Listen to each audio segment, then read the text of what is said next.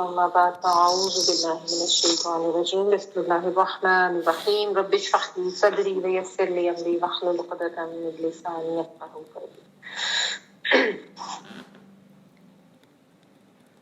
اللهم ارزقني تفكرا وتدبرا بما يتلوه لساني من كتابك والفهم له والمعرفة بما والنظر في عجائبه والعمل بذلك ما بقيت إنك لا تخلي شيء قدير اللهم فقهنا في الدين.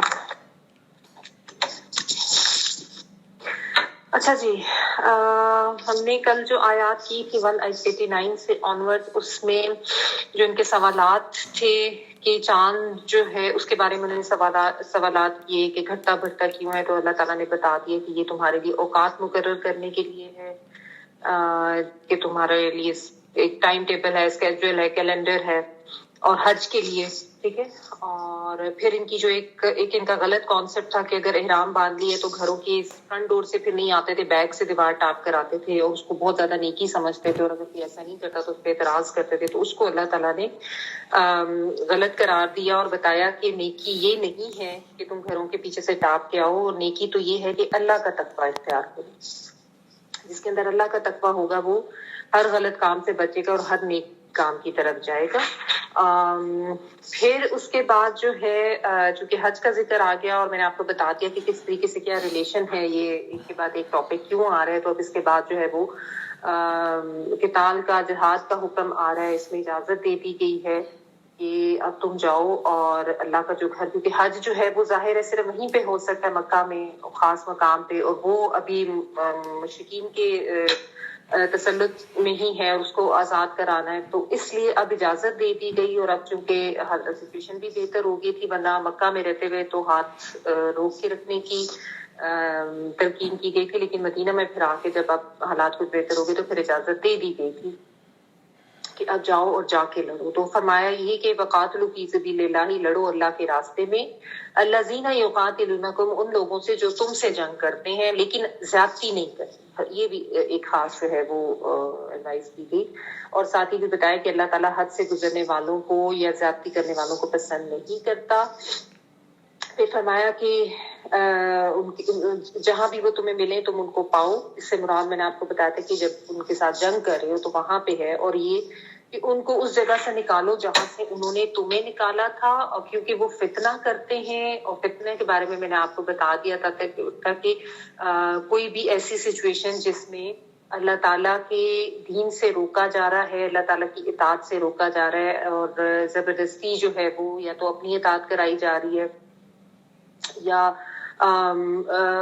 जो कोई भी बातिल निजाम है उसको मनवाया जा रहा है, उसकी ताकत मनवाई जा रही है। तो अल्लाह ताला ने फरमाया कि फितना जो है वो कत्ल से भी ज्यादा बुरा है। अगरचे कत्ल करना, जान लेना, ये नापसंदीदा है, लेकिन ये है फितना उससे भी ज्यादा बुरा अमल, ठीक है। और साथ ही भी बता दी कि मस्जिद हराम के पास तुमने जो है वो लड़ाई नहीं करनी, यहाँ तक कि वो करनी, यानी जो जो पाबंदियां तुम पर है तुमने उसकी जरूर पाबंदी करनी, लेकिन अगर वो उस पाबंदी से खुद को आजाद कर लेते हैं, वो ख्याल नहीं रखते, तो फिर उसका मतलब ये नहीं है कि तुम उनके हाथों जो है वो आराम से कत्ल होते रहो। तुम लोगों ने भी फिर उस पाबंदी को छोड़ देना। अल्लाह ताला ने खुद ही ये इजाजत दे दी, मुस्तस्ना करार दे दिया ऐसी सूरत में जब वो लोग पाबंदी का ख्याल नहीं रख ले, क्योंकि उन्हें भी पता था कि मस्जिद हराम जो है ये काबिल एहतराम जगह, और यहाँ पे कत्लो गारत फितना फसाद नहीं करना, लेकिन अल्लाह ताला ने फरमाया जब वो करते हैं तो तुम भी करो, और यही उनका बदला है काफिरों का। लेकिन अगर वो बात आ जाए तो फिर आगे अल्लाह ताला ने अपनी दो सिफात बता दी, फइन्नल्लाहु गफूरुर रहीम, कि यानी तुम उस अल्लाह को मानने वालों में से वो जो कि गफूर भी है, रहीम भी है। तो अगर कोई बाज आ गया तो फिर उसके ऊपर तुमने कोई जाती इंतकाम या बदले के लिए या उसके ऊपर हाथ नहीं उठाना, फिर उसको तुम भी माफ कर दो जो गायब हो गया है, जो रुक गया है उस फितने का साथ। मोमिन की जो जंग है उसका मकसद अल्लाह के दीन को फैलाना है। तो अगर किसी ने मजामत छोड़ दी है उस अमल को रोकने की, तो फिर तुम भी उससे रुक जाओ, फिर तुम भी बाज आ जाए। तो इस्लामी जहाद का मकसद अल्लाह ताला के दीन की सरबुलंदी या किसी फितने का सद्देबाग, इस्लामी निज़ाम जिंदगी का निफाज, ठीक है, ये है होने चाहिए मकासद। आगे देखें आयत नंबर 193 पढ़ी, उसी से रिलेटेड है। क़ातिलूहुम हत्ता ला तकून फितनतुन व यकून अद-दीनु लिल्लाह फ़इन इंतहू फ़ला उद्वान इल्ला अला ज़ालिमीन।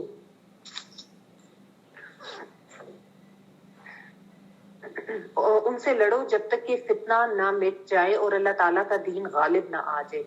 اگر یہ رک جائیں تو تم بھی رک جاؤ، زیادتی تو صرف ظالموں پر ہی ہے. اور قاتلوہم، لڑو ان سے، حتی یہاں تک کہ لا نہ تکونا ہو، یعنی وہ ہو جائے کیا چیز، فتنہ تم. کانا یکونو ہے اور اس میں تا جو ہے وہ مونس کی وجہ سے آ رہی ہے. فتنہ تم، کوئی فتنہ، و اور یکونا وہ ہو جائے، اس میں یا جو ہے وہ آتائن والا ہو کے معنی ہے. کانا یکونو ہوئی الدین، دین، للہ، لیے اللہ کے، فَإِن، پھر اگر، انتہو وہ باز آ جائیں یا وہ رک جائیں، نون ہا اور یا اس کا روپ ہے، رکنا، باز آ جانا. فلا، تو نہیں، عدوانا، عدوان سے مراد کسی قسم کی کوئی زیادتی، کوئی ناحق کچھ کرنا، یا تو کوئی زیادتی نہیں ہے، الا مگر علی الظالمین، اوپر ظالموں کے. اچھا جی، تو یہاں پہ اللہ تعالیٰ نے یہ بتا دیا. بات وہ یہ کہ یعنی مکہ تک رہتے ہوئے تو جہاد سے منع کیا گیا تھا، اب اس کا حکم دے دیا گیا ہے. اور یہاں پہ اللہ تعالیٰ یہ بتا رہے ہیں کہ اس وقت تک جنگ کرو جب تک کہ فتنہ جو ہے وہ ختم نہ ہو جائے اور اللہ تعالیٰ کا دین جو ہے وہ غالب نہ آ جائے. ٹھیک ہے نا. فتنہ سے میں نے آپ کو بتا دیا کہ ہر وہ مزاحمت یا قوت جو اسلام کی تبلیغ میں آڑے آ رہی ہے، یا کوئی ایسا یعنی ایک ماحول ہو جائے، اس قسم کے حالات ہو جائیں کہ اللہ تعالیٰ کی حاکمیت سے اور اس کی اطاعت سے روکا جا رہا ہے. پھر یہاں پہ دین کا بھی لفظ آیا ہے، تو عربی میں دین سے مراد جو ہے نا اطاعت اور جزا، اس معنوں میں یہ آتا ہے. ٹھیک ہے نا. اصطلاحی معنی سے مراد دین میں ہوتا ہے کہ کوئی ایسا نظام زندگی جس میں کسی کو حاکم مانا جاتا ہے، کسی کو بالا تر مان کے پھر اس کے احکامات اور اس کے قوانین کی پیروی اختیار کی جائے.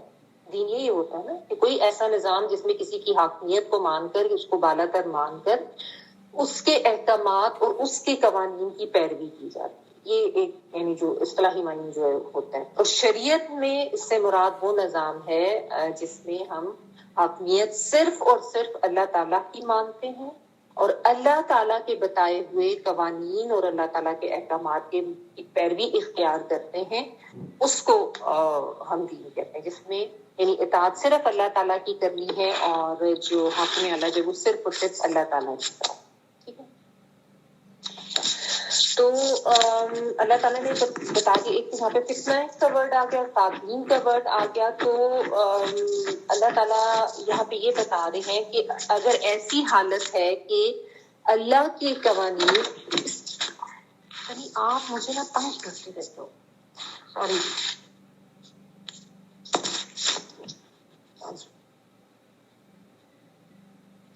اچھا، تو اللہ تعالیٰ کی حاکمیت اور اللہ تعالیٰ کے بتائے ہوئے قوانین کو اگر اس سے روکا جا رہا ہے، یعنی ایسی حالت ہے کوئی معاشرے کی، تو پھر کہ مطلب اس میں اللہ کے دین کے مطابق زندگی بسر کرنا ممکن نہیں رہی، تو یہ ایک جو فتنے کی حالت ہے، اس فتنے کو پھر ختم کرنا. ٹھیک ہے. جو کہ سچویشن آپ انڈرسٹینڈ کر ہی سکتے ہیں اس وقت جو تھی. ٹھیک ہے. اچھا، تو اسلام میں پھر جنگ کا مقصد یہ ہوگا کہ ایسے فتنے کو ختم کرنا ہے تاکہ ایسا نظام قائم ہو جائے جس میں اللہ تعالیٰ کی قوانین اور اللہ تعالیٰ کی حاکمیت کے مطابق اگر کوئی زندگی گزارنا چاہ رہا ہے تو اس کو روکا نہ جائے، اس کے اوپر ظلم و ستم نہ کیا جائے. ٹھیک ہے نا. سب اللہ تعالیٰ کی فرما برداری اور اطاعت اگر کرنا چاہ رہے ہیں تو اس سے کوئی رکاوٹ نہ ہو. ٹھیک ہے. اور تب تک پھر یہ کرنا ہے اور یہ جہاد کرتے رہنا ہے جب تک کہ یہ فتنہ ختم نہیں ہو جاتا. حتی لا تکون فتنۃ، لا تکون فتنۃ ویکون الدین للہ. اسی طرح کی آیت سورۃ الانفال میں بھی آپ پڑھیں گے، اس میں لا یکون الدین کلہ للہ، یعنی سارے کا سارا دین جو ہے، صرف اتنا سا فرق آتا ہے، باقی آیت اسی طرح سے آتی ہے کہ سارا کا سارا دین جو ہے وہ اللہ تعالیٰ کے لیے نہ ہو جائے. یعنی سارے کے سارا سے مراد یہ کہ پھر ہر شعبے میں، ہر چیز میں جو ہے وہ اللہ تعالیٰ کے بتائے ہوئے قوانین ہی جو ہیں وہ سب سے زیادہ اوپر ہوں گے. اور اللہ تعالیٰ ہی کی جو حاکمیت ہے اس کو مانا جائے گا. ٹھیک ہے, تو یہاں تک جب تک یہ نہ ہو جائے تب تک جو ہے وہ لڑتے رہو. پھر آگے اللہ تعالیٰ بھی بات کریں فَإِنِ انتهوا فَلَا عُدْوَانَ إِلَّا عَلَى الظَّالِمِينَ, جس طرح کل بھی ہم نے پڑھا نا فَإِنِ انتهوا فَإِنَّ اللَّهَ غَفُورٌ رَحِيمٌ. بار بار اللہ تعالیٰ اس چیز کو ریپیٹ کر رہے ہیں کہ اگر وہ باز آ جائیں, اگر وہ باز آ جائیں, اگر وہ رک جاتے ہیں, کس چیز سے باز آ جائیں اس کو سمجھ لینا چاہیے. اس سے مراد یہ نہیں ہے کہ وہ اپنا جب شرک یا اپنا کفر چھوڑے, اس سے مراد یہ کہ وہ اس فتنے سے باز آ گئے. ٹھیک ہے نا, یعنی میرے کہنے کا مطلب یہ کہ اگر وہ اپنا ہی عقیدہ رکھنا چاہتے ہیں اور اپنے ہی دین پر رہنا چاہتے ہیں, تو اسلام میں کسی کے اوپر کوئی جبر نہیں ہے, کوئی زور زبردستی نہیں ہے. یہ تو آپ کو پتا ہے نا, لا اکراہ فی الدین, یعنی کسی کو گن پوائنٹ پہ رکھ کے یہ نہیں کہا جائے گا کہ نہیں تم اسلام قبول کرو, نہیں تم اسلام قبول کرو. اگر وہ اس فتنے سے باز آ گیا ہے تو پھر اس اسلامی حکومت کے انڈر رہتے ہوئے, جس کو جزیہ دینا کہتے ہیں, کہ یعنی وہ جزیہ دے کے جو ہے وہ وہاں پہ امن و سکون سے رہے گا اور کوئی فتنہ فساد نہیں کرے گا, تو اس میں کوئی حرج نہیں ہے. یعنی اگر وہ اپنے عقیدے پر ہی رہنا چاہتا ہے. ٹھیک ہے,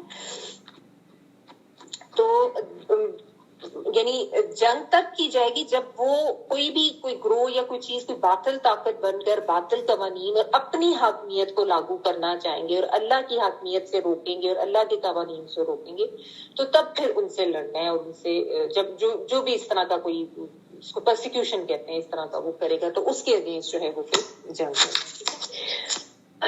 اور جس جو کل ہم نے آج پڑھے تھے فَإِنَّ اللَّهَ غَفُورٌ رَحِيمٌ, کہ پھر اللہ تعالیٰ بخشنے والا ہے. اگر وہ رک گئے ہیں, وہ باز آ گئے ہیں, تو بس پھر تم ان کو بخش دو. ٹھیک ہے, بھلے وہ قائم اپنے دین پہ ہی ہے, لیکن جب وہ باز آ گئے ہیں تو پھر یعنی تم اگر پھر کرو گے تو پھر تمہاری طرف سے ایک وہ اقدام ہوگا تو وہ زیادتی کے زمرے میں آ جائے گا, تو وہ نہیں کرنا.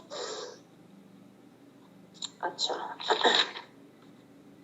تو اللہ تعالیٰ نے ایک چیز اور بھی یہاں پہ بتائی گئی ہے فَإِنِ انتهوا, پھر اگر وہ باز آ جائیں, فلا عدوانہ, تو نہیں کوئی زیادتی, یعنی ان کے ساتھ تو زیادتی نہیں کرنی, لیکن کن کے ساتھ کی جا سکتی ہے, الا علی الظالمین, ما سوائے ظالموں کے. اس سے کیا مراد ہے کہ یعنی جو اس ایسے مطلب ایک وہ ہو گیا, جو بھی ان کے خلاف جو بھی کاروائی کرنی تھی وہ ہوگی, وہ فتنہ وغیرہ جو بھی, وہ پرسیکیوشن جو بھی تھی, وہ سارا سلسلہ ختم ہو گیا, وہ باز آ گئے. ٹھیک ہے, اب اللہ تعالیٰ کا دین جو ہے وہ قائم ہو گیا ہے, اور اب جو ہے پھر کسی کے ساتھ زیادتی نہیں کرنی. ہاں, لیکن کوئی ایسے لوگ جنہوں نے اپنے ظلم و ستم کی انتہا کی ہوئی تھی, جنہوں نے اللہ کے نظام اور اللہ کے دین حق کی اتنی شدید مخالفت کی ہوئی تھی, اور وہ اس سے یعنی بہت شدت سے وہ کام کرتے تھے, ان سے اب نپٹا جائے گا, یعنی ان کو سزا دی جائے گی. ایون اگر اللہ کا نظام قائم ہو گیا اور وہ سارا فتنہ فساد بھی ختم ہو گیا, تو اب تم رک جاؤ, لیکن جو بہت زیادہ حد سے گزرے ہوئے تھے اس فتنہ فساد میں, ان کو سزا دی جائے گی. ٹھیک ہے, جنہوں نے بہت زیادہ جو ہے وہ زیادتی کی ہوئی تھی. آپ دیکھیں فتح مکہ کے موقع پر بھی اگرچہ عام معافی کا اعلان کیا گیا تھا, لیکن کچھ کے لیے نہیں بھی کیا تھا, کچھ کو سزائیں بھی دی تھی. عبداللہ بن خطر کے بارے میں تھا کہ وہ کعبہ کے غلاف سے بھی لپٹا ہوا نظر آئے نا تو اس کو قتل کر دو, کیونکہ وہ مرتد بھی تھا, نبی صلی اللہ علیہ وسلم کی ہجر بھی کرتا تھا, توہین بھی کرتا تھا آپ صلی اللہ علیہ وسلم, ناحق قتل کرتا تھا, فساد فتنہ ہر طرح کا. تو ایسے لوگوں کو پھر سزائیں بھی دی گئی. یہ بھی ہے گنجائش, یہ جو ہے نا آیت کا اینڈ جو ہو رہا ہے فلا عدوان الا علی الظالمین, اس کا مطلب یہ ہے. ٹھیک ہے, جنگ بدر کے بھی جو قیدی تھے عقبہ بن ابی معیط اور نضر بن حارث جو تھے, ان دونوں کو قتل کیا گیا تھا, حالانکہ باقیوں کو دے کے چھوڑا گیا تھا. آپ دیکھیں نبی صلی اللہ علیہ وسلم سے بڑھ کے اب کو درگزر اور کون کر سکتا تھا, لیکن بات اصول کی ہے نا, اور فتنے کے سدے بات کی ہے کہ ان لوگوں کو اگر موقع دیا جائے تو ان سے یہ توقع کہ اپنا فتنہ پھر جاری رکھیں گے, باز نہیں آئیں گے. اور بات وہ یاد رکھتی نا کہ ظالم کا ساتھ نہیں دینا. جب ہم نے وہ قاتل کے لیے قصاص والا پڑھا تھا نا, تو اس میں ہم نے یہ پڑھا تھا کہ ظالم کا یا قاتل کا ساتھ نہیں دینا, یہ چیز ایک ہونی چاہیے, اس طرح کے قوانین ہونے چاہیے. ٹھیک ہے نا, تو ایسے لوگ جنہوں نے انتہا کی ہوئی تھی ان کے لیے ان کو سزا دی جائے گی. اچھا، ایک پوائنٹ اس میں یہ یاد رکھنے کا ہے کہ جو بھی غیر مسلم حکومتیں ہیں، اہل کتاب ہے، مشرک ہے، جو بھی ہے، اگر وہ غیر جانبدار ہے، اپنے اپنے علاقوں میں وہ تنگ نہیں کر رہے ہیں مسلمانوں کو، تو ان کے ساتھ کوئی جارحانہ اقدام کرنے کی اجازت نہیں ہے. یہ اسی لیے فتنے کی جہاں پہ بات آ رہی ہے نا، اس کو تھوڑا سا سمجھنا ضروری ہے کہ اس طرح کی سچویشن کے لیے بھی آیات آ رہی ہیں. کیونکہ جس طرح کل بھی میں آپ کو بتا رہی تھی کہ جو ایک یعنی پروپیگنڈا کیا جاتا ہے، اور بعض انفارچونیٹلی کچھ مسلمانوں کا بھی یہ خیال ہے کہ شاید یہ جو اہل کتاب یا مشرک جو ہے، ان کے ساتھ ہم ہر طرح کا ظلم کر سکتے ہیں، یا ان کے ساتھ ہم ان کو ہر طرح کا دھوکہ بھی دے سکتے ہیں، یا ان کے کوئی حقوق نہیں ہے، ان کے ساتھ جو مرضی کر. وہ بہت غلط قسم کے بھی کانسیپٹ لوگوں کی ہے. ایسی بات نہیں ہے. اسلام کسی کے اوپر بلا وجہ زیادتی یا ظلم یا جبر کرنے کی اجازت نہیں دیتا کہ آپ اس کو دھوکہ دے دیں اور آپ اس کے ساتھ کوئی ظلم و زیادتی کرنے کے یہ سمجھے کہ چونکہ میں تو اللہ کو ماننے والا ہوں تو مجھے ہر طرح کی اجازت مل گئی اور میں اس کے ساتھ ہر طرح کا ظلم کر سکتا ہے کیونکہ یہ تو مشرک ہے، یہ تو اہل کتاب ہے. ایسا نہیں ہے.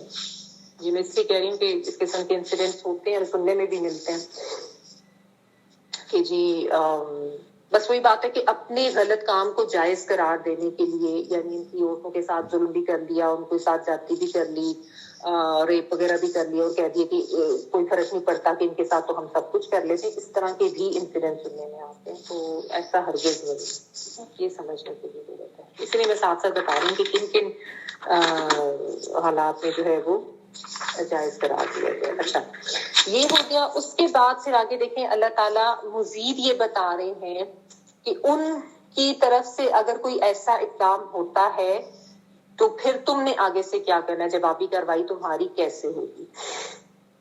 یہاں پہ حرمت والے مہینوں کے ذکر کر کے بات ہو رہی ہے. آیت نمبر 194 میں الشہر الحرام بالشہر الحرام والحرمات قصاص فمن اعتدى عليكم فاعتدوا عليه بمثل ما اعتدى عليكم واتقوا الله واعلموا ان الله مع المتقين.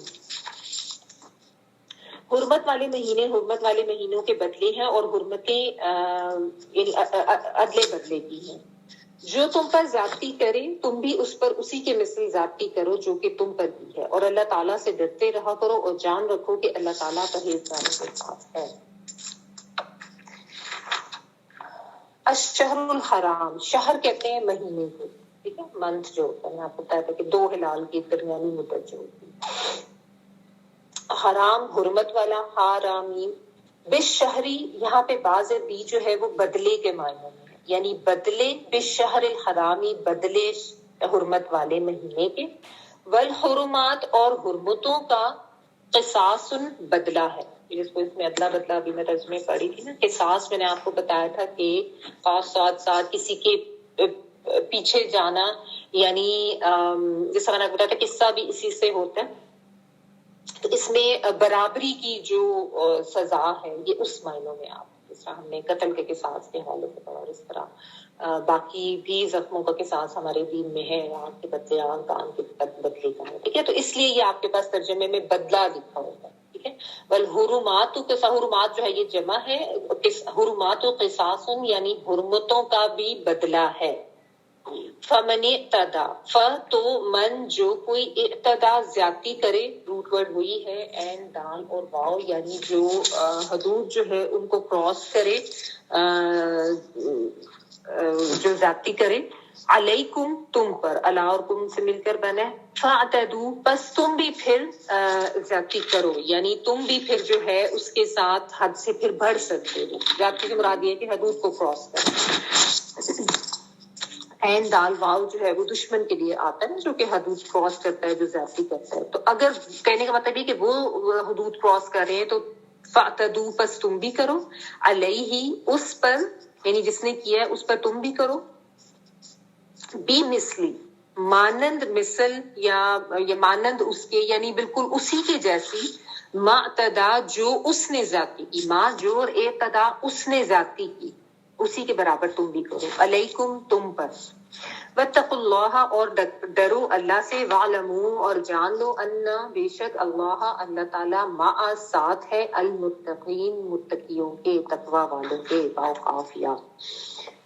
اچھا جی، تو یہاں پہ اب اللہ تعالیٰ نے ایک اور چیز کلیئر کر دی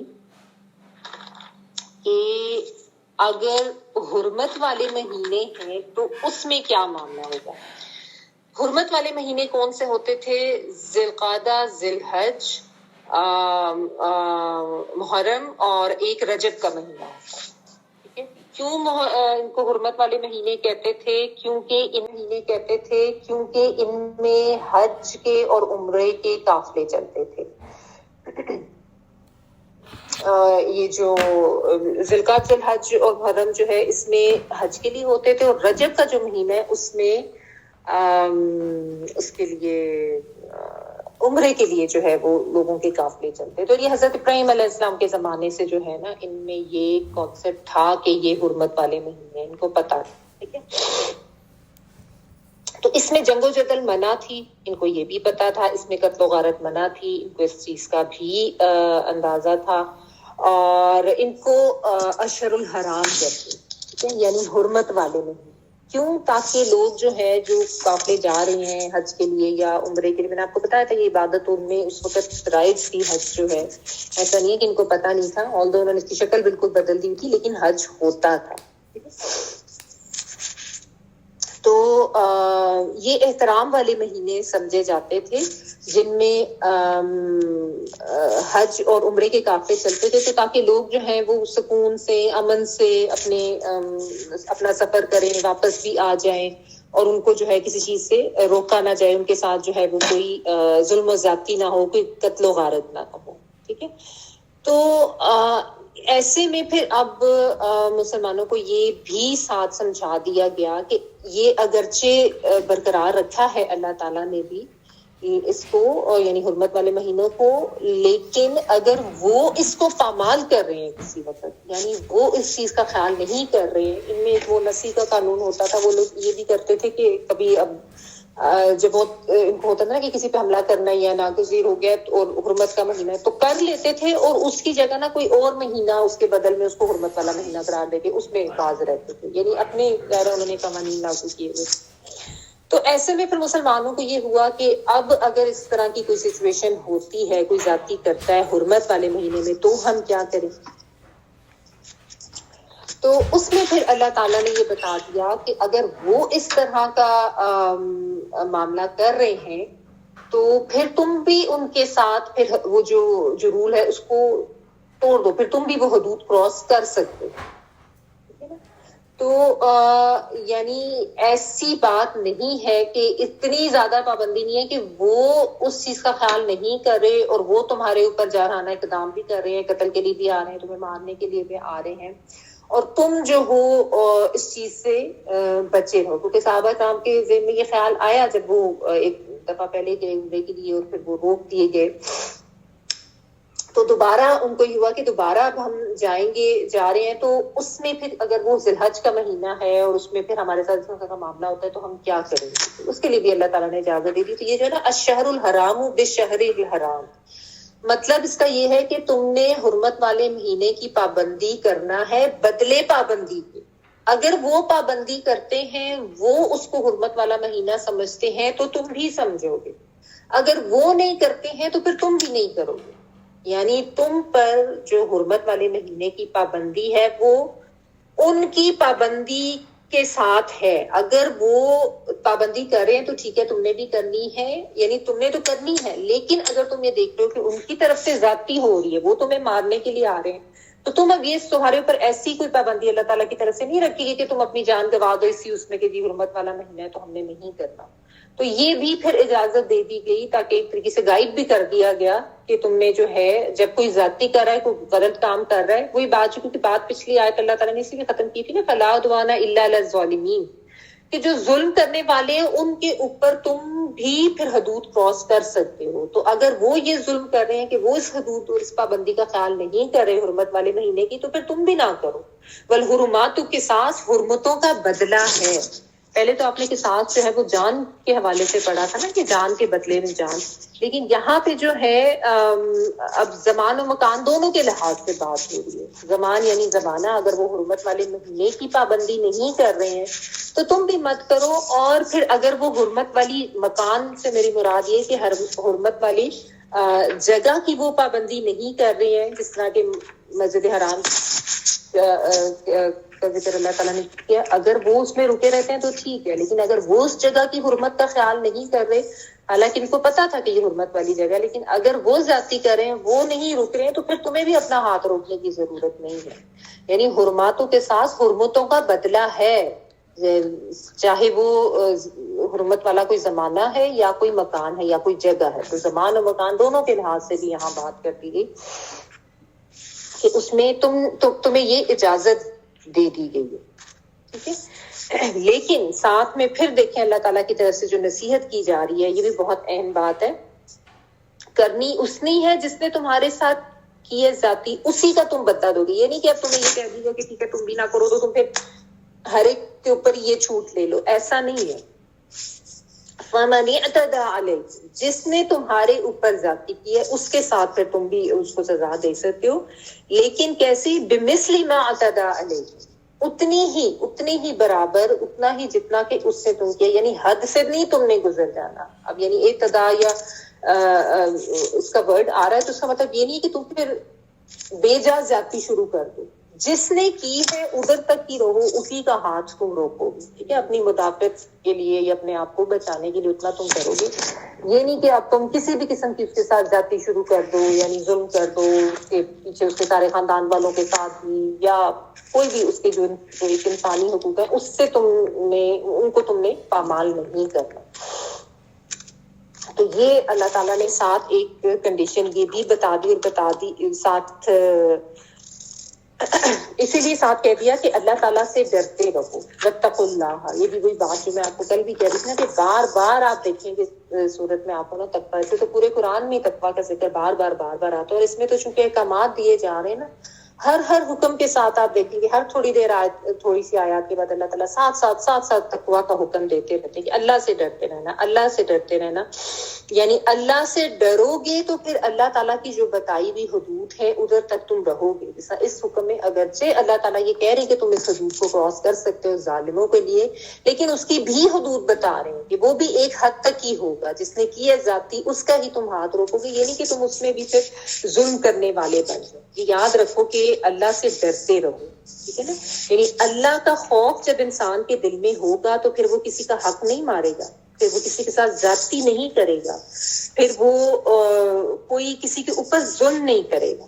ٹھیک ہے نا، یعنی جب انسان کے دل میں اللہ کا خوف آ جائے تو پھر وہ ہر کام کرتے ہوئے کہ اگرچہ مجھے اس چیز کی اجازت ہے، میں اس طریقے سے اپنا بچاؤ کر سکتا ہوں، اتنی مزاحمت دکھا سکتا ہوں، لیکن اس میں بھی جو میرے اوپر حدود رکھی گئی ہیں اس کا میں نے خیال رکھنا ہے، اس کو کراس نہیں کرنا. اور اللہ تعالیٰ نے ساتھ ایک بہت بات کہی، وَاعْلَمُوا أَنَّ اللَّهَ مَعَ الْمُتَّقِينَ. یہ بھی بہت خوبصورت بات کہ یہ جان لو کہ بے شک اللہ تعالیٰ جو ہے وہ متقیوں کے ساتھ ہے، تقوی والوں کے ساتھ ہے، جن کے دل میں اللہ کا خوف ہے، جو اپنی زندگی اس خوف کے ساتھ، اس احساس کے ساتھ گزارتے ہیں کہ اللہ تعالیٰ دیکھ رہے ہیں، ہر وقت ہمارے ساتھ ہے.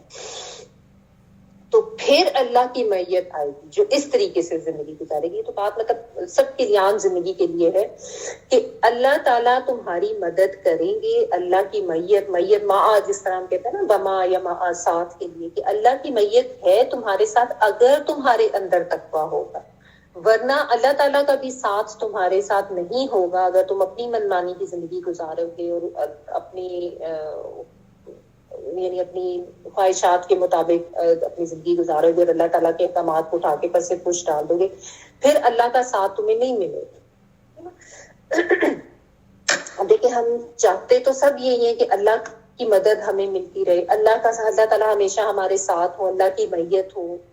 تو اس کے لیے پھر انسان کو کیا کرنا ہے، اس کے اندر بھی وہ تقویٰ ہو تاکہ وہ اللہ کے بتائے ہوئے احکامات کے مطابق زندگی بھی تو گزارے نا. جیسا میں آپ کو کہنا کہ دو طرفہ ہوتا ہے، بس کرونی از کرتم، یعنی تم خود بھی کچھ کرو تو پھر اللہ تعالیٰ بھی ہے. یہ نہیں کہ انسان اپنی منمانی کرتا رہے اور اپنی مرضی کی زندگی گزارتا رہے اور کوئی اللہ کی حاکمیت کو نہ مانے اور یہ سمجھے کہ بس ٹھیک ہے میں تو سب کچھ کروں. بعض لوگوں کا یہ کانسیپٹ ہے کہ چونکہ ہم مسلمان ہیں چاہے نام کے ہی ہیں تو ہمارے لیے شاید سب کچھ کرنا جائز ہو گیا. ایسا نہیں ہے.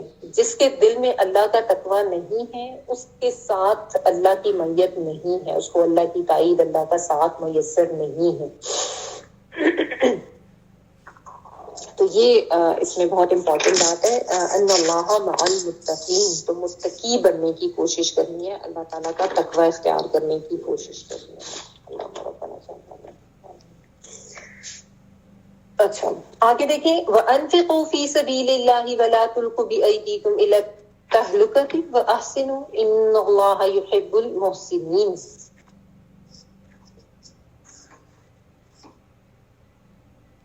اللہ تعالیٰ کی راہ میں خرچ کرو اور اپنے ہاتھوں ہلاکت میں نہ پڑو اور سلوک اور احسان کرو. اللہ تعالیٰ احسان کرنے والوں کو دوست رکھتا ہے.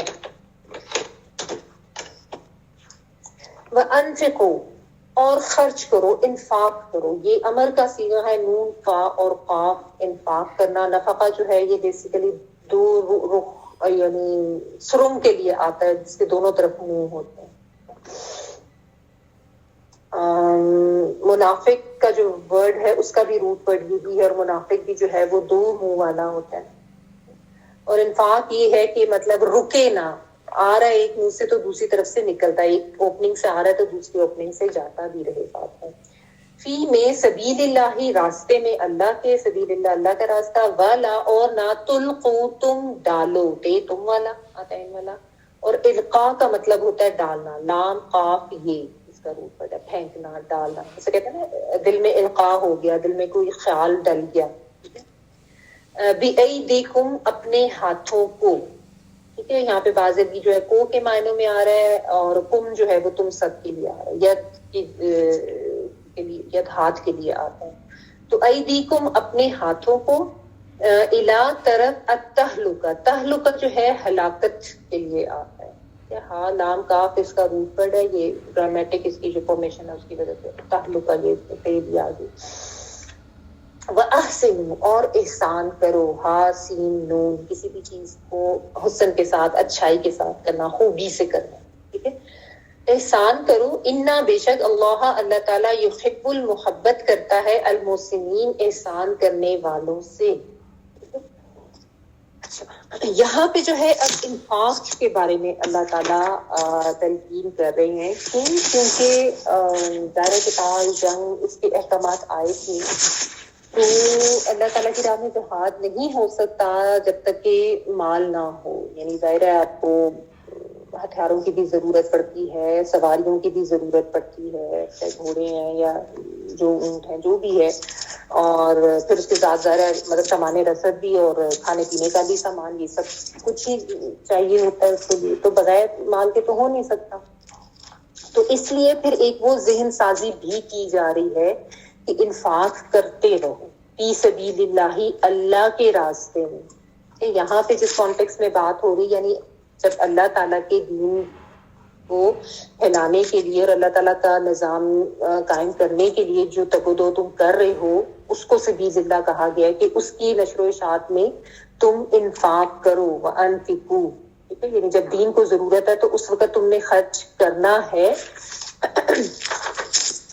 اور اپنے ہاتھوں کو ہلاکت میں نہ ڈالو. اس سے کیا مراد ہے؟ اس سے مراد یہ کہ اگر تم اپنا ہاتھ روک رہے ہو انفاق کرنے سے, یعنی تم نہیں کر رہے ہو, روک رہے ہو اپنے آپ کو, تو اس کا تو مطلب یہ کہ تم اپنے آپ کو ہلاکت میں ڈال رہے ہو. ٹھیک ہے, یعنی اللہ تعالیٰ کی راہ میں اگر خرچ نہیں کیا جا رہا تو یہ انسان کے لیے ہلاکت کا سبب بنے گا. اس کے بارے میں ایک صحابی ہیں ایوب انصاری, وہ کہتے ہیں کہ یہ ہم انصاریوں کے لیے نازل ہوئی, کیونکہ ہم نے ایک دفعہ آپ صلی اللہ علیہ وسلم کی غیر موجودگی میں, یعنی ان سے علیحدہ ہو کر آپس میں انہوں نے اپنے ساتھیوں سے بات کی, تو کہا کہ اب تو اسلام کو اللہ تعالیٰ نے طاقت بھی دے دی ہے اور اب اسلام کا نظام جو ہے وہ قائم ہو گیا. تو اب اگر ہم اپنے جو مال ہے اب ہم نہ بھی دین کے لیے خرچ کریں. ایک سیکنڈ پلیز.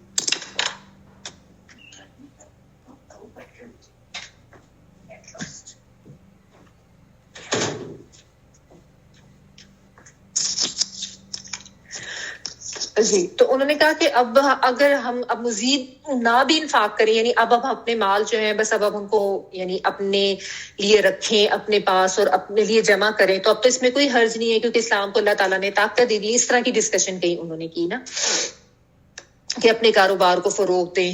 تو کہتے ہیں اس وقت پھر یہ اس کے بعد آیات آئیں اور اللہ تعالیٰ نے اس چیز کی کو روکا کہ تم مال کو اگر اپنی طرف روک کے رکھو گے اور اللہ کی راہ میں خرچ نہیں کرو گے تو یہ ہلاکت کا سبب بنے گا. ٹھیک ہے، یعنی مال جو ہے اس کو خیر بھی کہا گیا اللہ تعالیٰ کی طرف سے، نعمت ہوتی ہے، لیکن اگر انسان جو ہے اس کا استعمال صحیح نہیں کر رہا یعنی غلط کاموں میں لگا رہا ہے، اسراف کر رہا ہے، تو بھی وہ ہلاکت کا سبب ہے.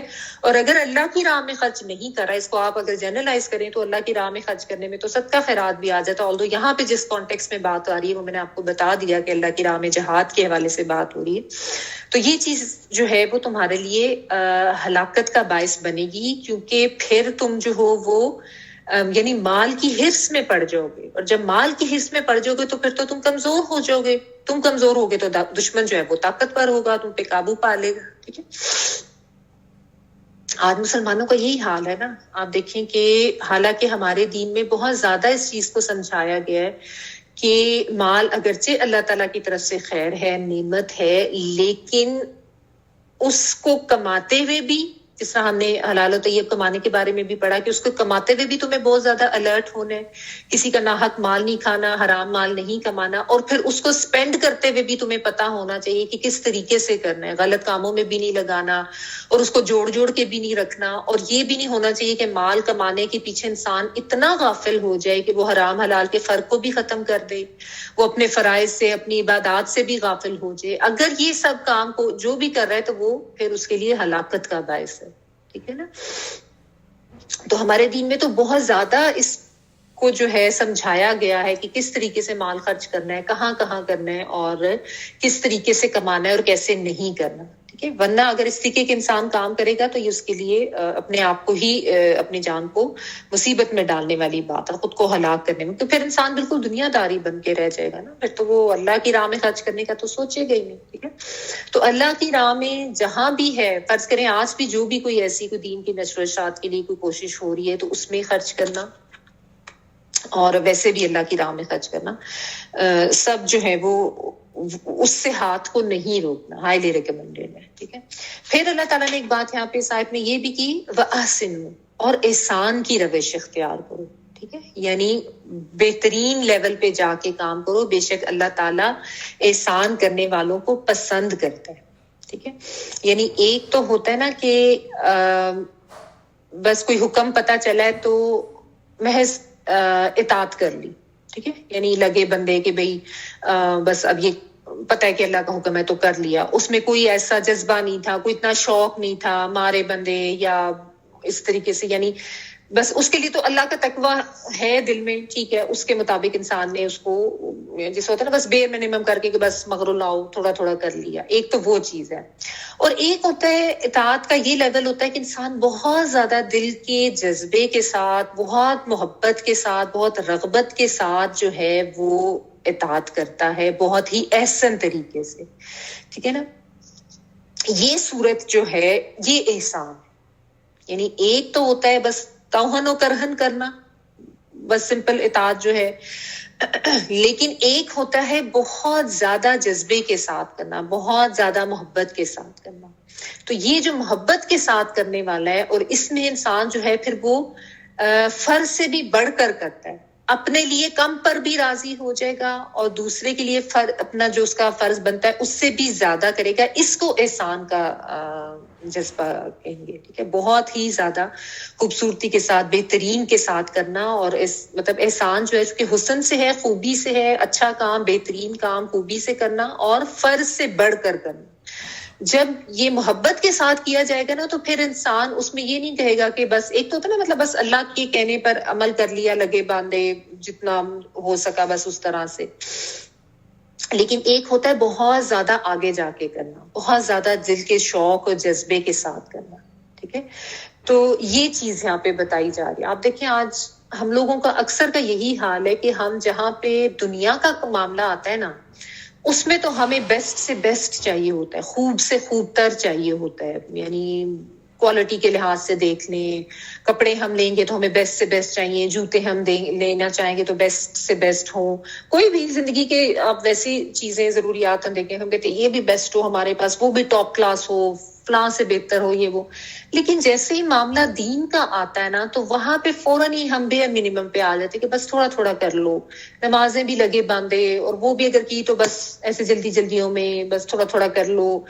مطلب اول تو خیر اکثر لوگ نماز کی بھی پابندی کا دھیان نہیں رکھتے، یا اگر رکھیں گے تو بہت تھوڑے تھوڑے پہ ہوتا ہے. یعنی دنیا کے معاملے میں اگر معاملہ یہ کہ بہت زیادہ ٹاپ کلاس پہ جا کے کرنا ہے ہر چیز، تو پھر دین کے معاملے میں تو اس سے بھی زیادہ ہونا چاہیے نا. تو یہ صرف اپنے آپ کو ایک چیک کرنے کا میں طریقہ بتا رہی ہوں کہ اللہ تعالیٰ نے اس کا ریوارڈ بھی پھر بتا دیا نا، ان اللہ یحب المحسنین. اللہ تعالیٰ احسان کرنے والوں کو پسند کرتا ہے.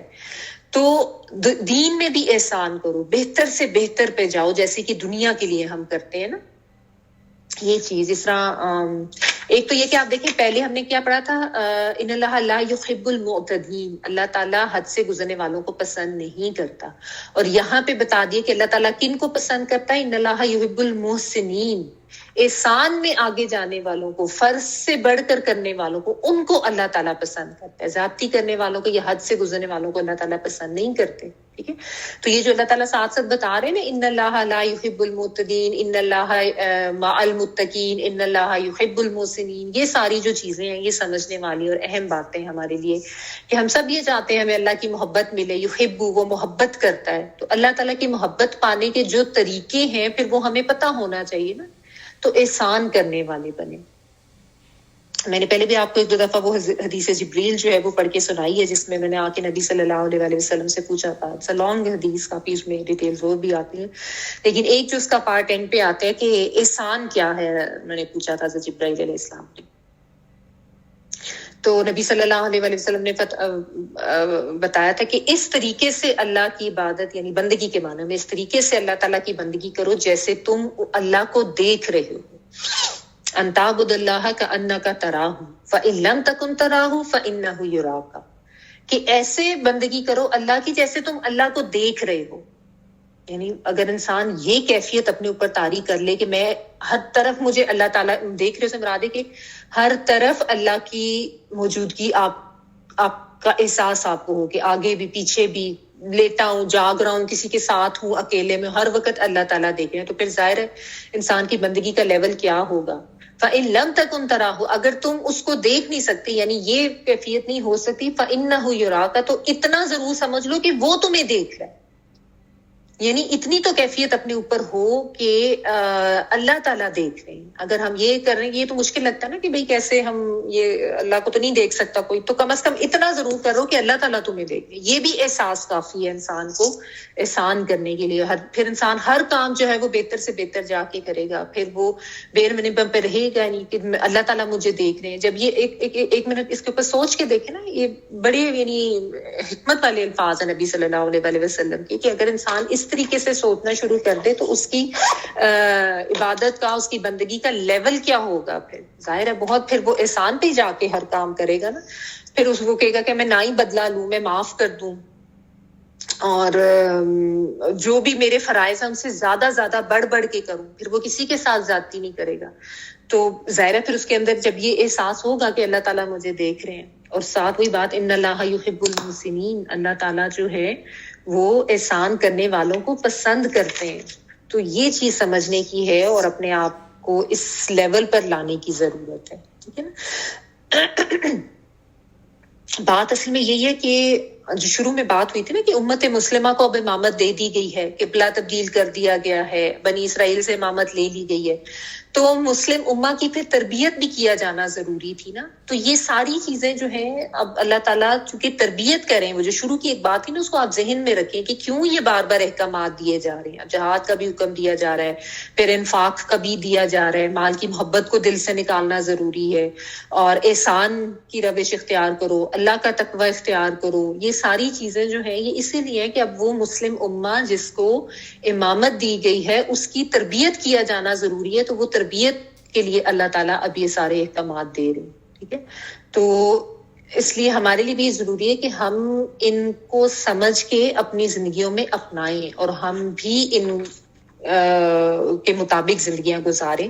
دیکھیں کہ کہاں کہاں ہم احسان کرنے والے ہیں اور کہاں کہاں پہ ہمارا رویہ بس لیا دیا اطاعت والا یا جزوی اطاعت والا اس طرح کا معاملہ ہے ہمارا. تو اپنے آپ کو چیک کرنے کی ضرورت ہے. اگر تو ہم جزوی اطاعت کر رہے ہیں یا محض بس ایک وہ لگے باندھے کہ بس سب توہن و کرہن والی بات ہے کہ اس طریقے سے کر رہے ہیں، تو ریوارڈ تو اسی کے مطابق ملے گا نا، جس نیت، جس شوق، جس جذبے کے ساتھ کیا.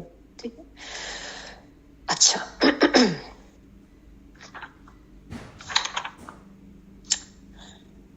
آگے دیکھیں. وَأَتِمُّ الْحَجَّ وَالْعُمْرَةَ لِلَّهِ، پھر حج عمرے کی بات آ گئی. فَإِنْ أُحْصِرْتُمْ فَمَا اسْتَيْسَرَ مِنَ الْهَدْيِ وَلَا تَخْلِقُوا رؤوسكم حتى يبلغ الهدي محله، فمن كان منكم مريضا أو به أذى من رأسه ففدية من صيام أو صدقة أو نسك، فإذا أمنتم فمن تمتع بالعمرة إلى الحج فما استيسر من الهدي، فمن لم يجد فصيام 3 أيام في الحج و7 إذا رجعتم، تلك 10 كاملة، ذلك لمن لم يكن أهله حاضر المسجد الحرام، واتقوا الله واعلموا أن الله شديد العقاب. لمبی آیت ہے، اس کو ذرا آرام سے کر لیتے ہیں. اور حج اور عمرے کو اللہ کے لیے پورا کرو. ہاں اگر تم روک لیے جاؤ تو جو قربانی میسر ہو اسے کر ڈالو اور اپنے سر نہ منڈواؤ جب تک کہ قربانی اپنی جگہ تک نہ پہنچ جائے. البتہ تم میں سے جو بیمار ہو یا اس کے سر میں کوئی تکلیف ہو تو اس پر فدیہ ہے، خواہ روزے رکھ لے یا صدقہ کر دے یا قربانی کر دے. اب اس میں کافی سارے احکامات آ رہے ہیں، میں بھی آرام آرام سے آپ کو بتاتی ہوں ون بائی ون. پس جب تم امن کی حالت میں ہو جاؤ تو جو شخص عمرے سے لے کر حج تک تمتع کرے پس اسے جو قربانی میسر ہو اسے کر ڈالے، لیکن جس سے اس کی طاقت نہ ہو وہ 3 روزے تو حج کے دنوں میں رکھ لے اور 7 واپسی میں. یہ پورے 10 ہو گئے. یہ حکم ان کے لیے ہے جو مسجد حرام کے رہنے والے نہ ہوں.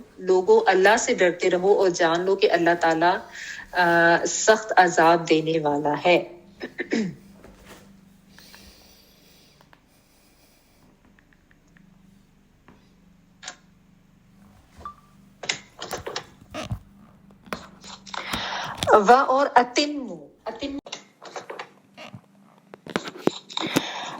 اور اتمو جو ہے نا یہ تمام کرنے سے ہے، تامیم یعنی پورا کرو، کمپلیٹ کرو.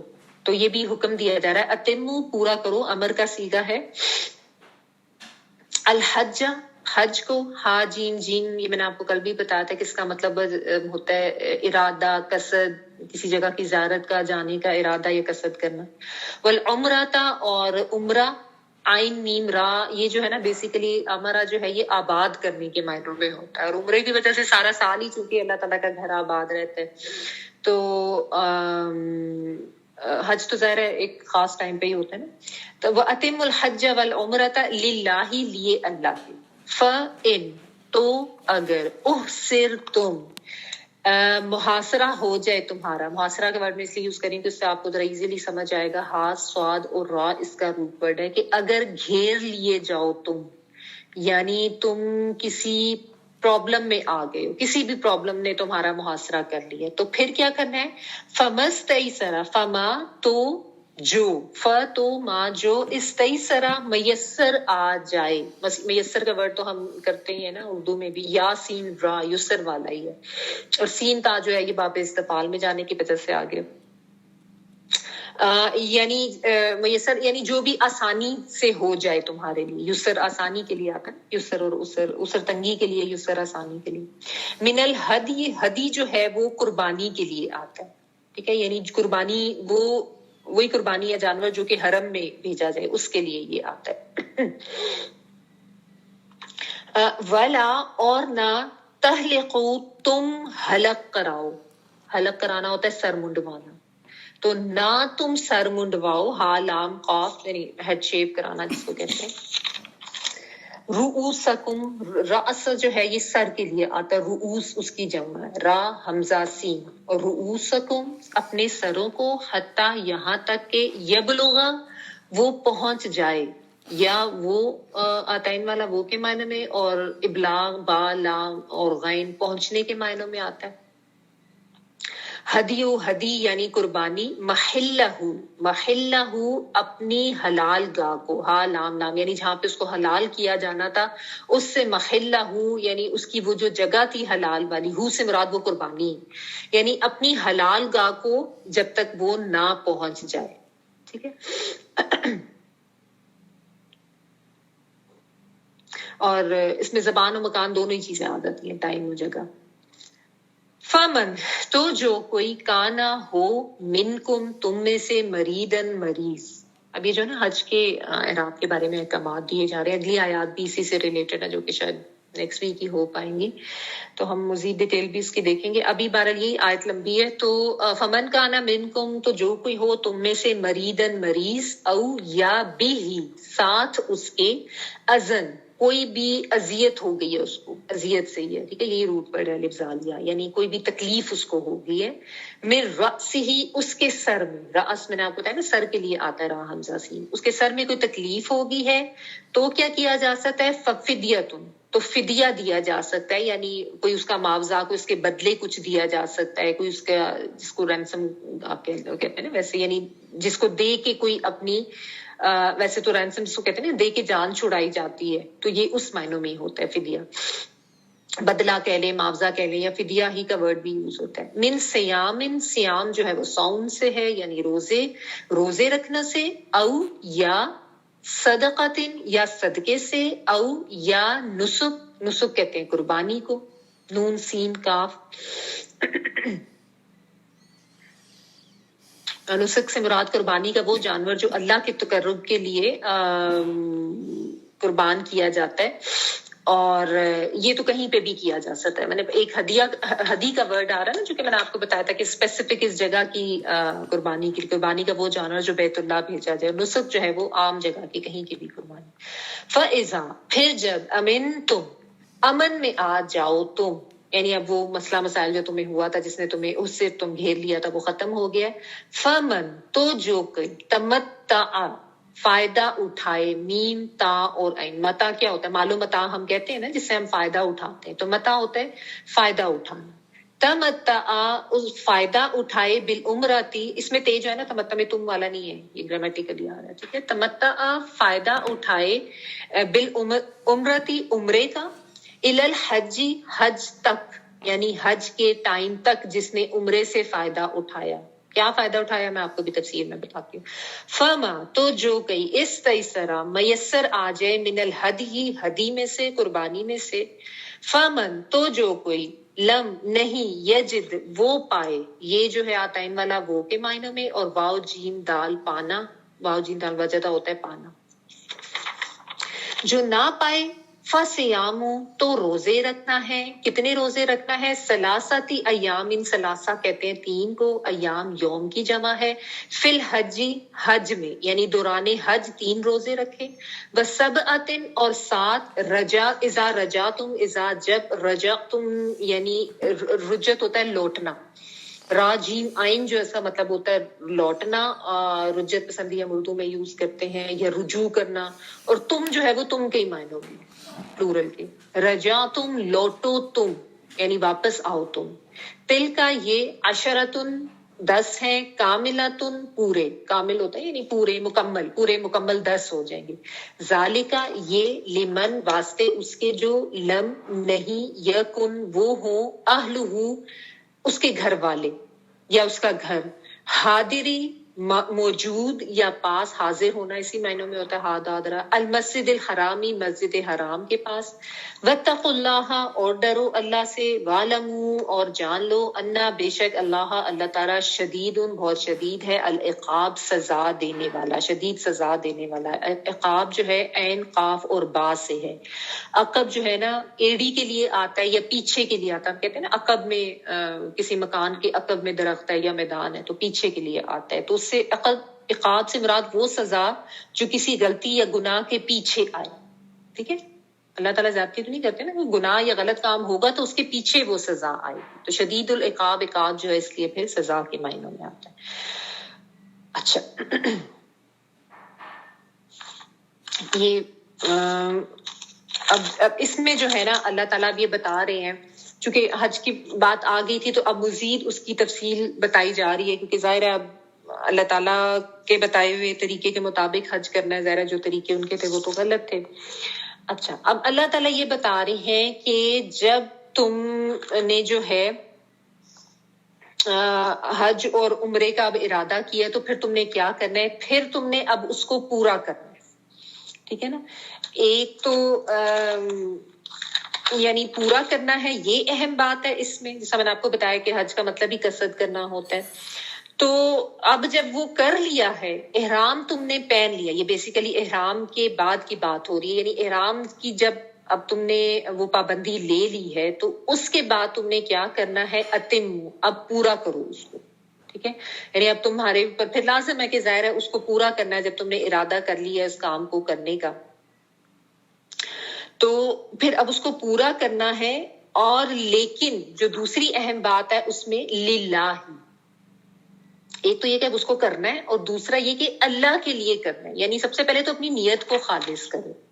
یہ اس لیے بھی بات ہے کہ دور جاہلیت میں جب یہ لوگ کرتے تھے نا حج، تو ان کا ایک طرح سے وہ تجارتی میلہ سا بن گیا ہوا تھا حج کے، ساری طرف سے لوگ آ رہے ہیں اور وہ خرید و فروخت ہو رہی ہے، اور ان کا زیادہ جو ہے وہ فوکس اس کے اوپر ہو گیا ہوا تھا، ٹھیک ہے۔ حج کے بھی انہوں نے طریقے اپنی طرح کے اپنا لیے ہوئے تھے اور فوکس بھی زیادہ ان کا خرید و فروخت تک میں، تجارتی میلہ اس کے اوپر اس کی زیادہ ان کو اٹریکشن ہوتی تھی۔ اگرچہ حج کے دوران تجارت وغیرہ کرنے سے منع نہیں کیا، اللہ تعالیٰ نے اس کی بھی اجازت دی ہے، لیکن یہ ہے کہ آپ اللہ تعالیٰ یہاں پہ نا نیتوں کو خالص کر رہے ہیں، کیونکہ نیت خالص ہونی بہت ضروری ہے نا۔ تو اللہ تعالیٰ یہ ٹریننگ کر رہے ہیں، یہ تربیت کر رہے ہیں۔ ونس اگین یہ یاد رکھیں کہ امت مسلمہ کو چونکہ امامت دی گئی ہے تو ان کی ٹریننگ ساتھ ساتھ کی جا رہی ہے کہ انہوں نے کیا کیا کرنا ہے، سوچوں تک کی ٹریننگ کی جا رہی ہے۔ سب سے پہلے تو اپنی نیت کو خالص کرو کہ ہر طرح کی عبادت صرف اور صرف اللہ کے لیے نا، تو تم جب حج کے لیے بھی جا رہے ہو تو وہ بھی صرف اور صرف اللہ کے لیے ہونی چاہیے،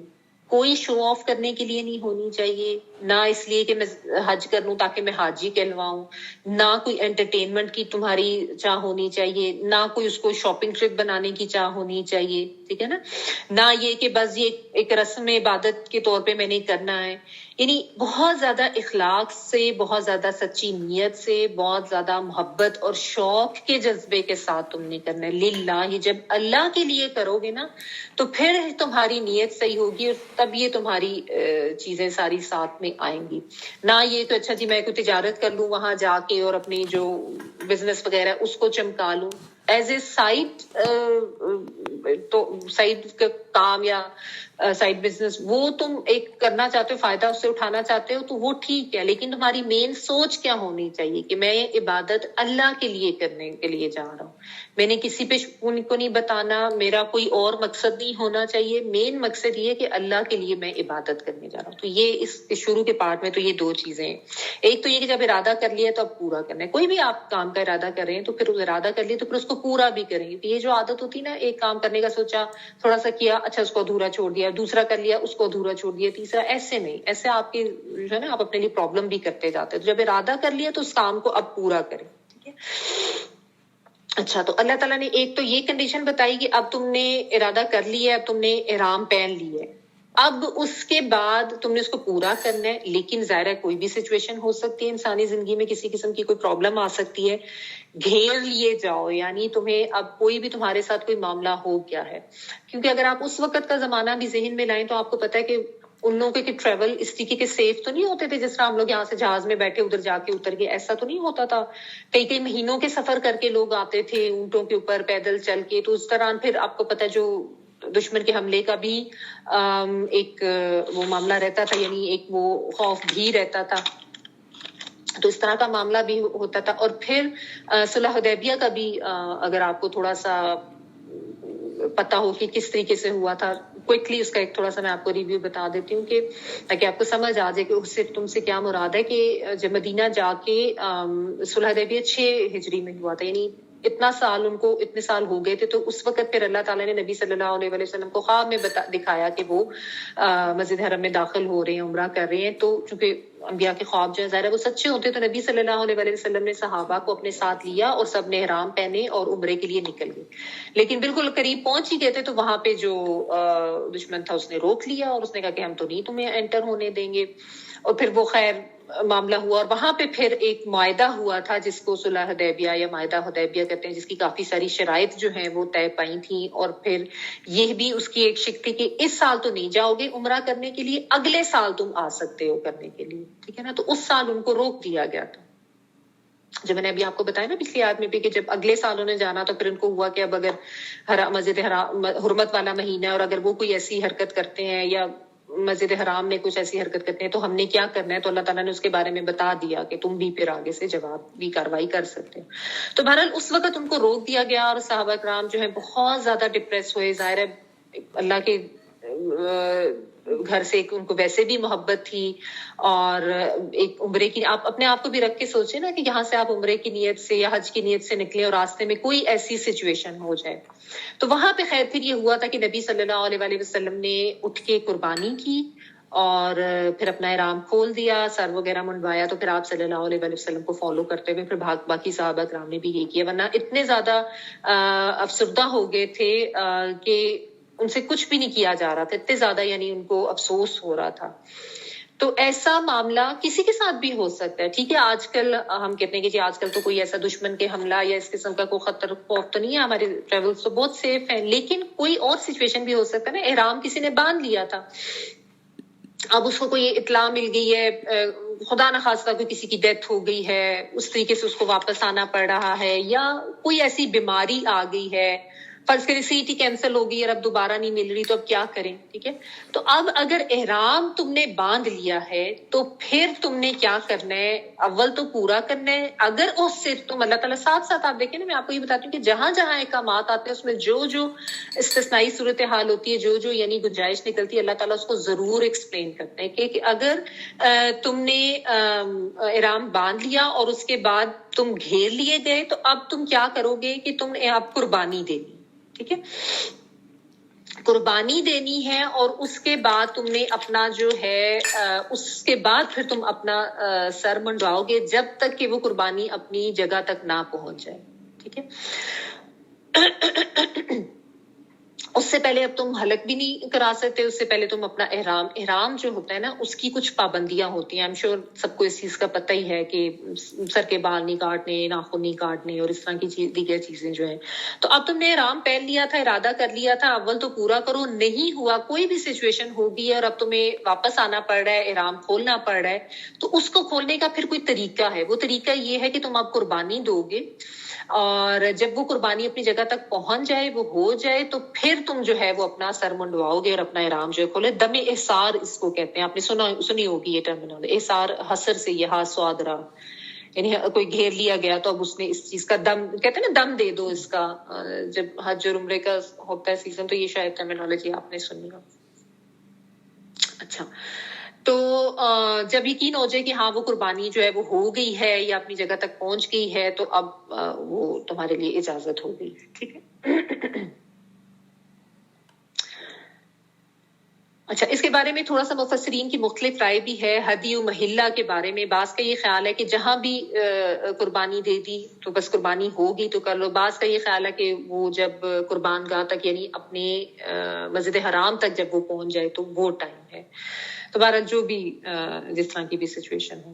اچھا پھر یہ ہے کہ اب دوسری سچویشن یہ بھی ہو سکتی ہے کہ احرام ہے لیکن کوئی مریض ہو گیا ہے, کسی کو کوئی بیماری ہو گئی ہے یا اس کے سر میں کوئی ایسی اذیت ہو گئی ہے, تو اب وہ کیا کرے. اس میں بھی ایک واقعہ اس طرح کا آتا ہے کہ ایک صحابی تھے, جب صلح حدیبیہ والا معاملہ ہوا تو ان کے ساتھ یہ معاملہ ہوا تھا کہ احرام میں تھے لیکن ان کے سر میں جو ہے نا جوئیں بہت زیادہ ہو گئی تھی شدید. تو نبی صلی اللہ علیہ وسلم نے جب ان کو دیکھا تو آپ صلی اللہ علیہ وسلم نے پھر ان کو یہ تلقین کی کہ تم جو ہے اپنا سر جو ہے وہ منڈوا لو, یعنی زارا پورا یعنی حلق کروا لو, تو تاکہ یہ مسئلہ جو ہے تمہارا ختم ہو جائے. ٹھیک ہے.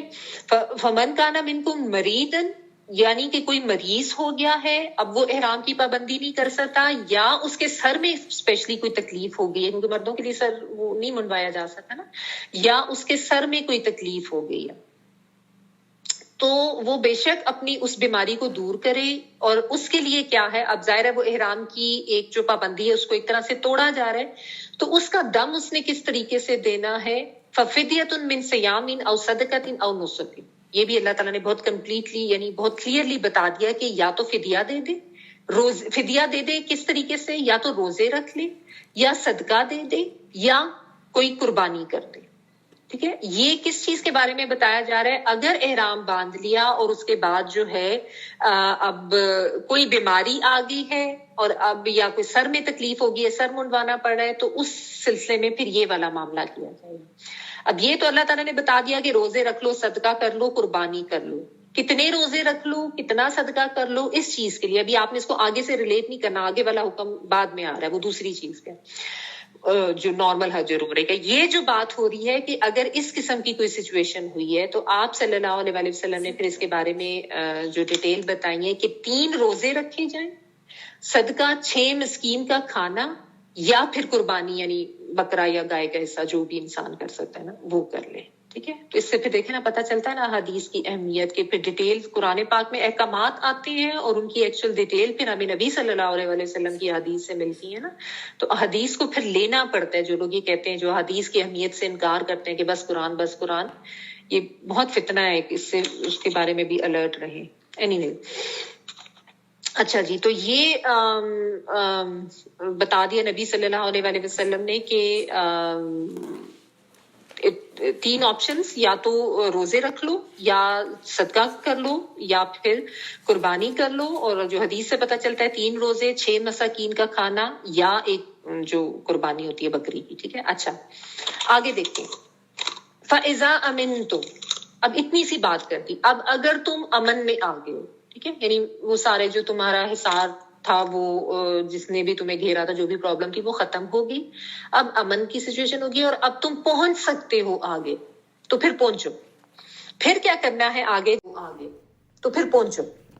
پھر کیا کرنا ہے آگے جا کے, اب حج کے جو طریقے ہیں وہ بتائے جا رہے ہیں. فَمَن تَمَتَّعَ بِالْعُمْرَةِ إِلَى الْحَجِّ فَمَا اسْتَيْسَرَ مِنَ الْهَدْيِ. اب یہ حج والی قربانی کا ہدی کا ذکر ہو رہا ہے, جو وہاں جا کے نارمل لوگ جو بھی, جیسا ہم سب بھی جاتے ہیں حج یا عمرے کے لیے, تو جو دور قربانی کر کے آتے ہیں اس کی بات ہو رہی ہے. ٹھیک ہے. تو وہ فائدہ, اور جو فائدہ اٹھائے عمرے کا حج تک, اس سے کیا مراد ہے, اس سے مراد ہے حج تمتع. حج تمتع سنا ہوا ہے آپ لوگوں نے, ہم لوگ جو سب جا کے کرتے ہوں گے نا, حج تمتع ہی ہوتا ہے. حج تمتع یہ ہوتا ہے جس میں فائدہ اٹھایا جاتا ہے, جس میں اس آیت میں بات ہو رہی ہے نا. اگر تم حج تک عمرے سے فائدہ اٹھا رہے ہو, تو فائدہ اٹھانے سے کیا مراد ہے, جو میں آپ کو بتا رہی تھی, میں بھی آپ کو ایکسپلین کروں گی. کیا دیکھیں, جو لوگ بیرون ملک سے یعنی عرب کے باہر سے, اتنے دور دور سے جو لوگ جا رہے ہوتے ہیں, ان کہ وہ سب لوگ جو ہے وہ حج تمتع ہی کرتے ہیں. ہم لوگ سب جو جاتے ہیں نا, ہم حج تمتع ہی کرتے ہیں. حج تمتع یہ ہوتا ہے کہ اس میں آپ احرام باندھ کے گئے اور وہاں پہ جا کے آپ نے عمرہ کیا.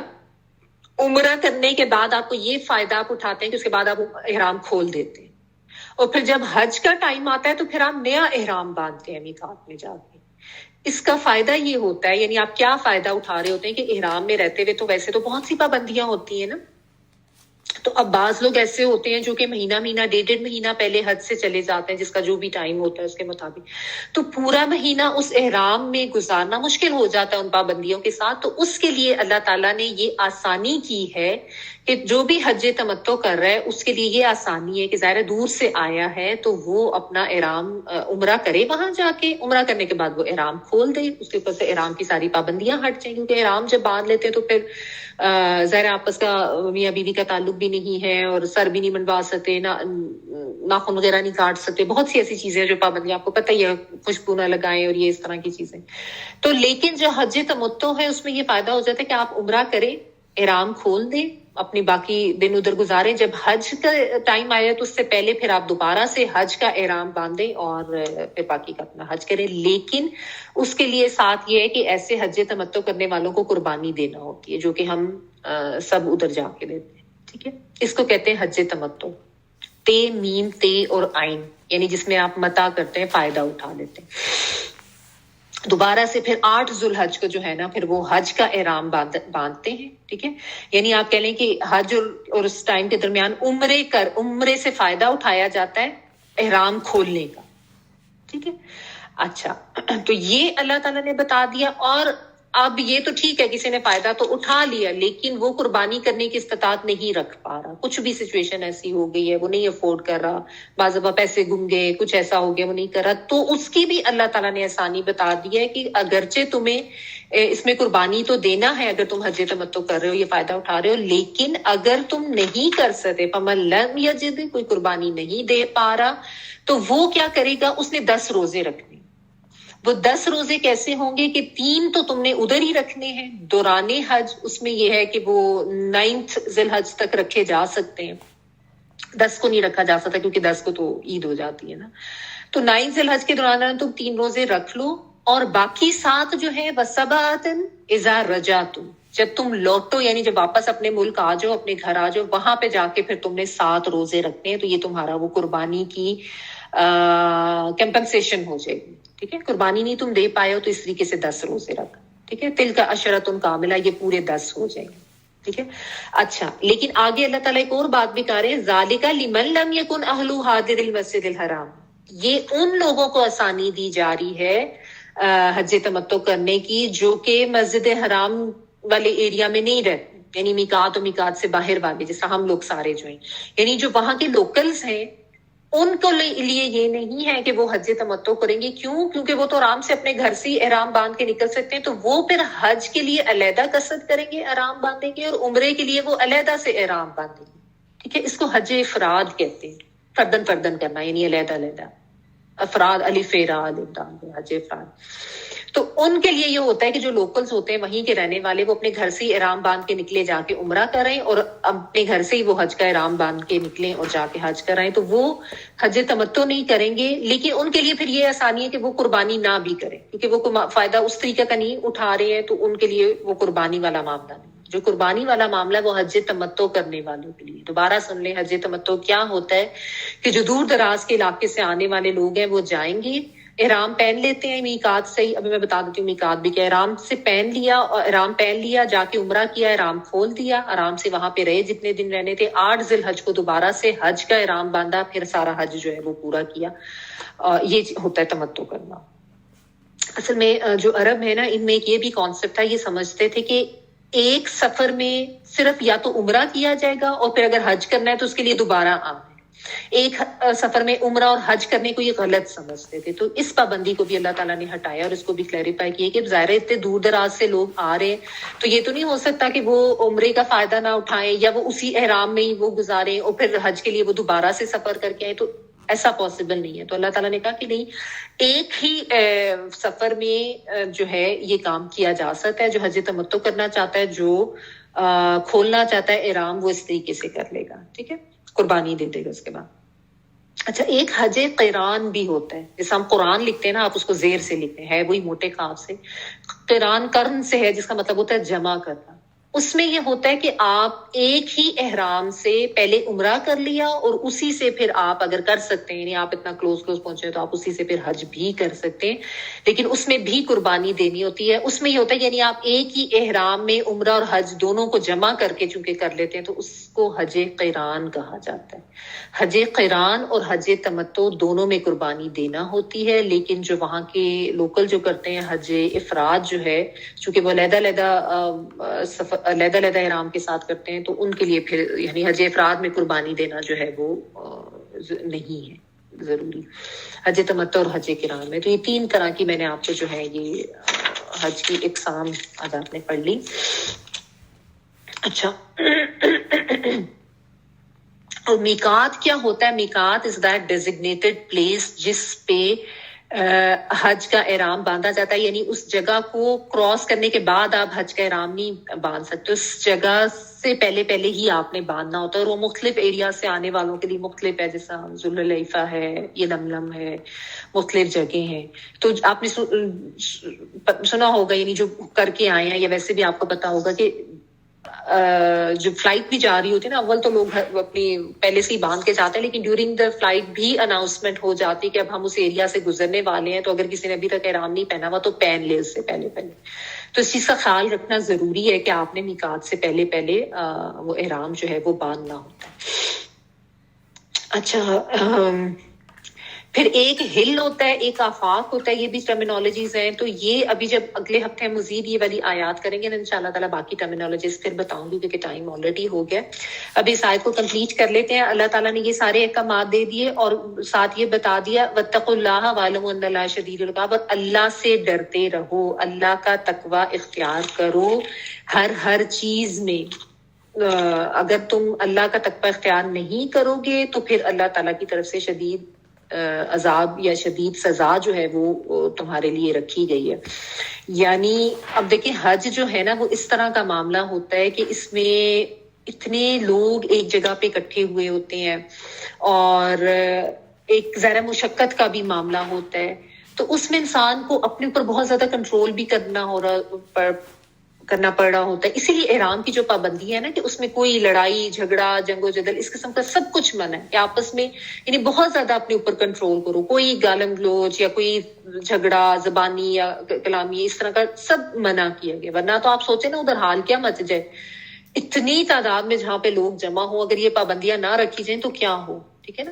تو اور اس کے علاوہ بھی یہ جو ساری چیزیں اللہ تعالیٰ بتا رہے ہیں نا، اگر ایسا نہیں ہے تو ایسا کرو، ایسا نہیں تو ایسا کرو، یہ سب کام بھی ساری پابندیوں کو بھی انسان تب ہی لے گا نا جب اس کے اندر اللہ کا تقویٰ ہوگا۔ اللہ کا تقویٰ نہیں ہوگا تو پھر تو انسان جو چاہے کرے، اس کا دل ہوگا وہ کرے گا، ٹھیک ہے نا۔